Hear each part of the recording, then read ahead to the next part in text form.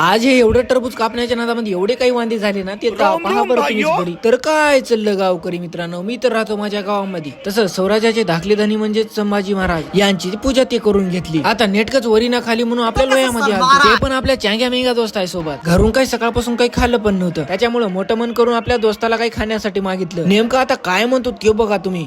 प्रेमानं शंकर भावना घेतला मी चारीला 20 रुपयाचं काहीच मोठं.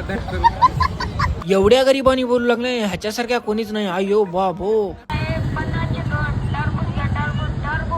यांनी तर माझ्या जेबचा फुला खुळकुळा करून हे टरबूज घेतलं. मी कधी असं केलं का एका ठिकाणी टरबूज घेतलं आणि दुसऱ्या ठेल्यावर जाऊन चाकू मागितली. त्याचं उत्तर तुम्हाला काय भेटल? नेमकं आम्हाला मावशीने काय म्हणली ते पहा.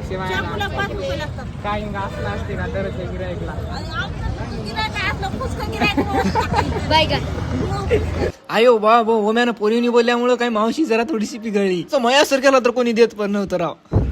इकडे मी तेवढ्या टरबुजाचं पूर्ण चिरहरण करून टाकलं. तिकडून कापाय पण लावून राव माझ्याच बोकांडीवर दिलं टरबूज पण. इकडे मस्त पैकी इकडे रोड पण लगेच पास करून घेतला. तुम्हाला की नाही एकदम मस्त पैकी मराठी गाणं ऐकून दाखवतो. हे आमच्या चौघापैकी कोणावर सूट होतं ते एकदा कमेंट मध्ये नक्की सांगा मला.